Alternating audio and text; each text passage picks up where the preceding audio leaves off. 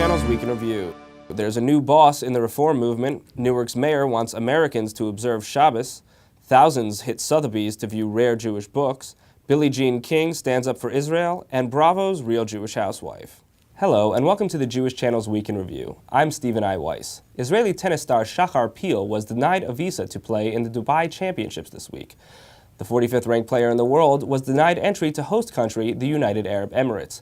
Famous tennis star Billie Jean King, who once fought anti-female discrimination herself, released a statement condemning the move. In her statement, King called the move shameful and definitely a step backwards, adding, "In the 21st century, there is no reason a person should be restricted from doing his or her job because of their nationality, creed, race, gender, or sexual orientation." One woman who did get to advance her career this week is Reform Rabbi Weinberg Dreyfus, who was elected president of the Reform Rabbinical Association, the Central Conference of American Rabbis. The organization has more than 2,000 member rabbis and represents approximately 38% of Jews who belong to a synagogue. The election of Weinberg Dreyfus means that only the Orthodox rabbinical associations are not currently led by a woman, as the Reconstructionist and conservative associations have elected female leadership in the past year. In other Jewish woman-oriented news, Bravo's The Real Housewives of New York City premiered its second season, and the Jewish channel's Rebecca Honig-Freeman was there to get the story.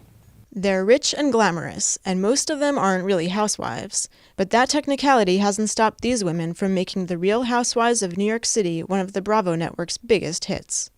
We checked in with the Jewish housewife, Jill Zarin. My parents wanted me to be brought up and to marry and to gauge myself in a very Jewish, meaningful way. And so they brought me up in the Five Towns, which then, and still is now, a very, Jewish area. Now living in upper-class Manhattan, Jill's relationships with her fellow Real Housewives vary. About Jill Zarin being the Jewish housewife? Bobby, get my purse. Bobby, get my purse. There's always drama between Jill and I. Jill's the kind of person that if you need something, whether it's in her control or out of her control, she'll help you.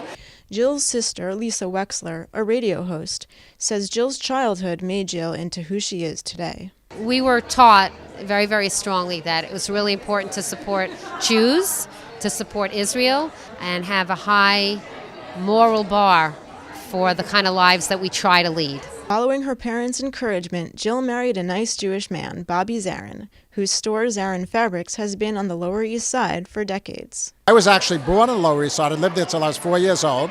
We're very involved in the Lower East Side Tenement Museum. You should come down. I'll give you a tour. And Jill is passing her Jewish values on to her daughter, Allie, particularly when it comes to dating. If I bring a guy home who's not Jewish, she'll have a talk with me, sit down. My mother did it to me, and I passed it on to my beautiful daughter. Just whom those Jewish men might otherwise be dating is something the other Real Housewives are happy to reveal. Most of my friends are Jewish, or they're Christian girls that marry Jewish men, because I don't know what it is about New York. A lot of friends who are Orthodox. I went to FIT, would go to the Vertical Club. Everyone I met, everyone I dated was always Jewish. My husband's the first non-Jewish guy. And in addition to waging her own battle against intermarriage, Jill Zarin had a moral message for the rest of the Jewish community. I think it's an embarrassment what Madoff did to the Jewish community, and I think the Jews who do the right thing and live the right, are going to have to step out there and show the world that we're not all like that. Thank you, Rebecca. In another story of Jewish culture impacting popular culture, a number of prominent individuals are lining up to tell Americans to spend Friday nights at home with their families. Christian Needon explains. Really, the idea of Judaism was to teach the world about godliness and goodliness. It's one of the faiths that doesn't say you have to believe exactly like I believe or you're not going to heaven. It's really about doing justice. It's about being a moral force in this world, about tikkun olam.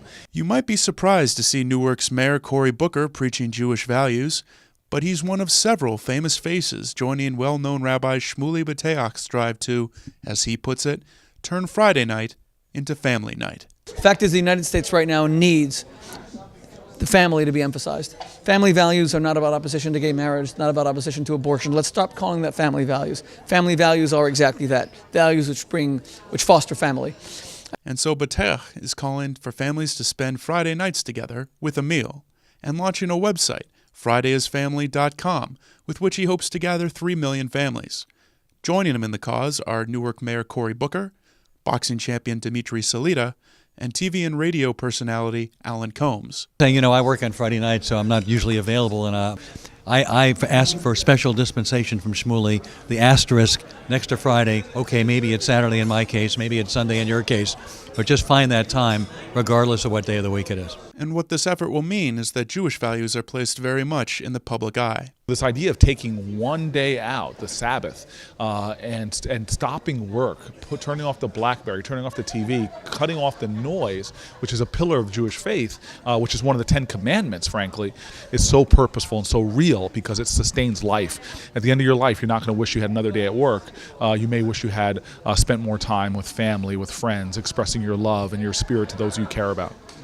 And finally, a Jewish book collector became something of a celebrity this past week. Jack Lunzer found himself signing autographs as he shared some of the rarest Jewish books with the world. This collection features 10 centuries of Jewish life across the globe. Every center of Hebrew printing throughout Italy, throughout Central Northern Europe, into Iraq and Iran and Calcutta and Bombay and India and the Far East is featured within this collection.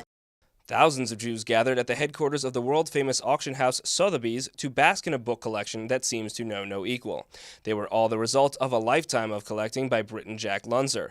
Comprising many thousands of rare books, the collection included the oldest Hebrew Bible in England, dating to 1189, and one very rare edition of the Talmud, imported from Venice by Henry VIII to find more religious sources for his divorce case against Anne Boleyn. Henry VIII, he was so busy with his divorce problems that he clutched every straw to get hold of these books from Venice. It hasn't been opened for nearly 400 years.